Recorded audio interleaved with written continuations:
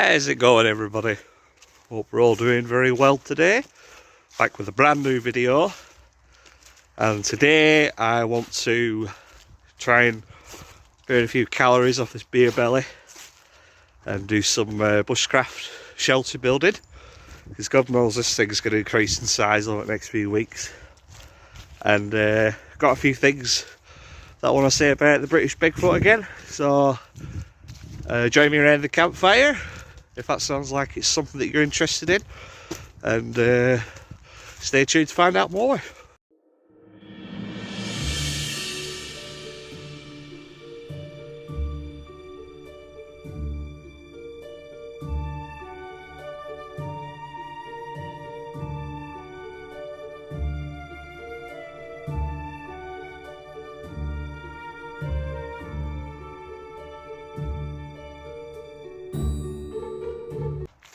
Very disappointing that we're going into another lockdown again, you know, for many reasons, obviously, because I had so many cool video ideas that I'm looking forward to filming over the next few weeks.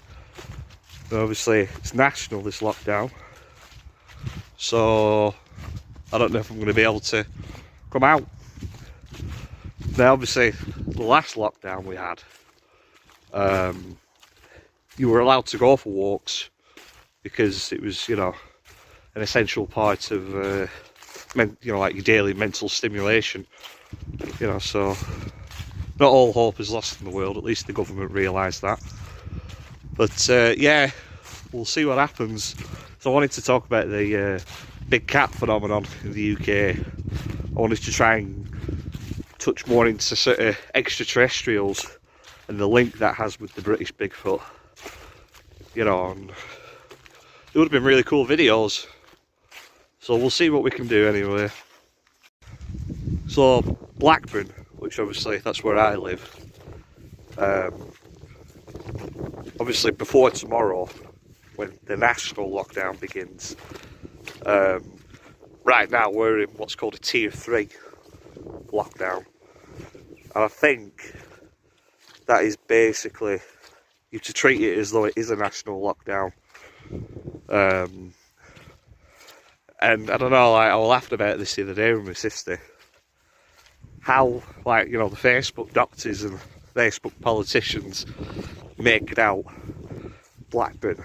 It's like in the Simpsons movie where they put a glass dome over Springfield. You know, because obviously it's so polluting to the environment. That's what you'd think Blackburn was like. Really weird.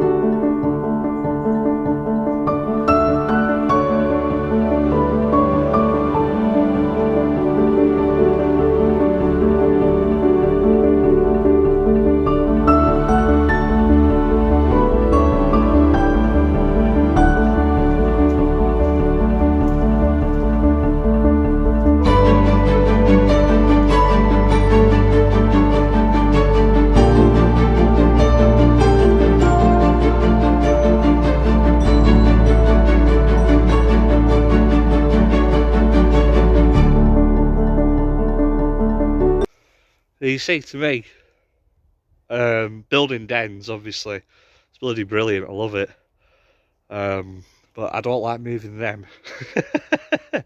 See how caked and sweat my bandana is. Trust me, they're heavy. But yeah, and I was thinking about it while I was potting around and building stuff up. Like my den, it's nothing spectacular. You know, like there's a perimeter wall, and then obviously I've got my teepee on go there, but I've seen some fantastic bushcraft shelters, you know, like in me rambling around woods, but you know, to me it's just a case of putting a log on top of the other one, building a wall up. There's only so far you can get up by, you know, building it up before it all comes down again. So, yeah, I'm like the most impractical person ever. I could just about put a picture up and put a IKEA coffee table together. Yeah, building is not my forte at all. So yeah, crack on.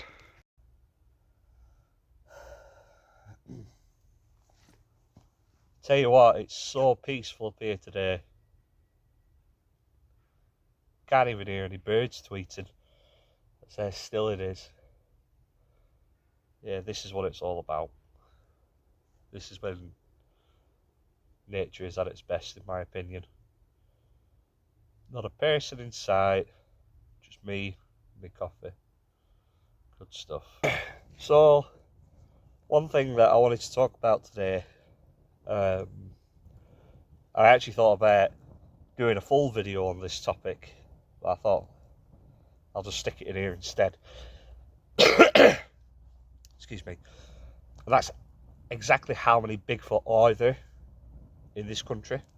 If we still take the flesh and blood argument that this is an actual living creature, you know, a carbon-based organism like we are, they have to breed, you know, and obviously that's what, you know, determines the success of all species, is how reproductive they can be. And obviously, having, you know, studied animal behaviour at degree level, you know, I know a thing or two about this. You know, like, I'm not a professor. I never profess to be an expert. Can't stand that phrase. But I do know a thing or two. You know, and I'd like to apply it to the British wild man phenomenon. Now, when you have a population of animals that are breeding in the world of ecology, which obviously is the study of ecosystems, you have a term, what is called population bottleneck. And basically, bloody fire getting in my eyes. Population bottleneck. Basically, what happens is when you have a large population of animals on a continent and something happens, what is called an act of God. So that could be like a tsunami, an earthquake, meteorite impact, and it causes that population to become very fragmented, or isolated on an island, for example. And suddenly this population was, you know, very, very abundant. There was lots of them, and then there's only a couple hundred of them in a very, very small environment. They've nowhere near as much resources as what they used to have, and there's nowhere near as many individuals and, you know, population diversity as what they used to be. And it's, you know, the analogy of a bottle is used, and obviously the bottom of the bottle is very thick, and then something happens that causes it to narrow at the top. That's what population bottleneck is. Now, again, we talked about this in the first Bigfoot video that I did, about how maybe some, you know, humanoid, upright walking creature managed to get across from Europe into the British Isles, and then obviously when Doggerland was washed over by the sea 10,000 years ago, they were stuck here. That would have been a population bottleneck. And in the world of ecology, if a population of animals reaches that critical stage, the excuse me, it's flipping smoke, man. That magical number is 250 individuals. So if we're gonna, you know, maybe be generous and bump that up to maybe 300, that would be my guess of how many wild men there are in this country. I'd say 300, 350 at the absolute most. Which obviously, excuse me. Oh man, flipping smoke's horrible. What was I going to say? yeah, with that low number, such a low number, it would make you would think that it would make them exceedingly rare, and yeah, be like looking for a needle in a haystack, wouldn't it? So what happens if this isn't a flesh and blood type creature? What if it's something that's a little bit more otherworldly, paranormal based? And again, I've touched upon this before, that when I first got into this hobby, this phenomenon, I was dead convinced that this was an undiscovered species of primates that are seen all around the world. And that's only because I was thinking with my, animal behaviour head. I wasn't broadening my mind to other theories and possibilities. And then, of course, I had my sighting, which I, did a video about. And I forgot to mention it in that video, but when it moved behind the tree, it had a very ethereal type quality to its movements. And, best I can compare it to is like when a silk curtain is fluttering like that in, a small breeze. That's what its movements were like. And again, as someone that's worked with animals for 10 years, I know what an animal moves like. Not to make me say I'm big-headed, but I know like how a horse moves, how a cow moves, how deers move. Any large animal that's out here, I know how they move. And this didn't move like anything I've ever seen before. So that's kind of when I started to venture more into the more paranormal realm of this, I suppose. Because there is a lot of capabilities that these creatures, these beings have that they shouldn't. That, any carbon-based organism on planet Earth shouldn't have. So yeah, it's something to think about. One of the really fascinating capabilities that Bigfoots seem to have is infrasound. And it's interesting because there is some animals in the world that already do have infrasound. And infrasound is, to the best of my knowledge, you might be able to, someone out there who's a bit more knowledgeable than I am might be able to educate me better. Infrasound is basically, it's a high frequency adaptation that is, it's like an organ. It's like a sound organ inside of an animal's brain, and they emit it to discombobulate their prey. Tigers have it, and crocodiles have it. And people who have had encounters, again, I touched upon this in my sighting video, that I'm sure I had this very strange sensation that came over me before I, came within eyeshot of the thing. You see it across the world in lots and lots of different accounts, where people have this feeling of dread that overcomes them before they see one. And sometimes it's even as bad as nauseous, like a sickly feeling. So, do Bigfoots have infrasound? It's possible. They certainly have, unrivaled levels of hearing, and their eyesight at night must be amazing. The theory is that's when they do most of their moving around.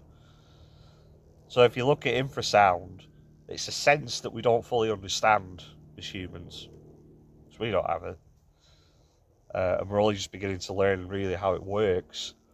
So what else could Bigfoots have that we don't know about?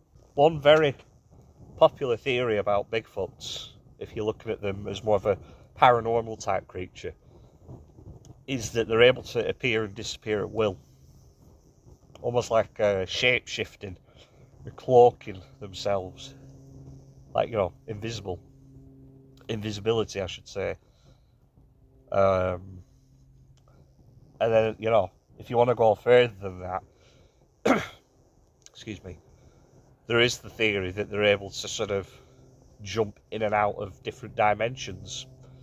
And that's why they're able to disappear so quickly.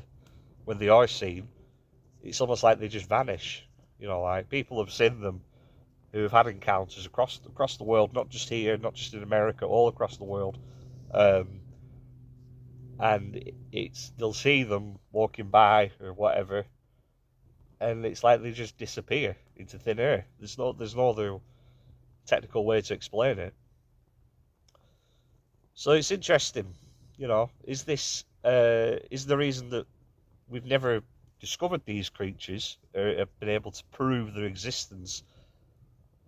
Is it because they're sort of up another level on the evolutionary scale than we are, that they've developed psychic paranormal abilities that we can't comprehend? Who knows?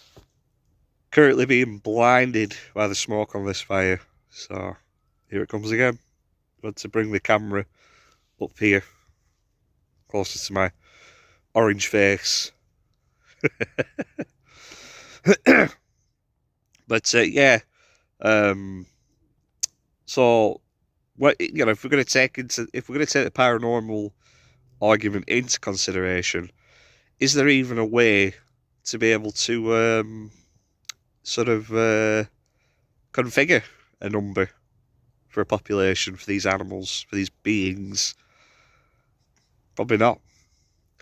And that's all I really wanted to say, because if this will turn into another half an hour video again, if I, you know, like really get into some of the deeper stuff about Bigfoot / wild men. So yeah, I'm going to try and get this fire to stop smoking, because it's playing havoc on my throat. Hope you all enjoy this video. Please leave a like, or you know, if you have any thoughts yourself on what the population of Bigfoots could be, please feel free to share. Very interested to hear people's thoughts on this subject, because I'm meeting a lot of like-minded people through doing this, which is really nice. And also as well, I apologise to my mum if you're watching this, because I'm wearing my old battered, old faithful leather jacket today.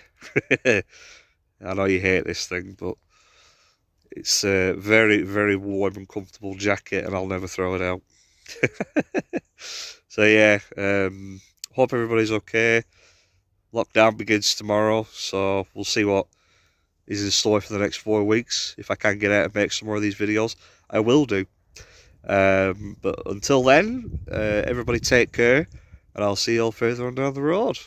Bye bye.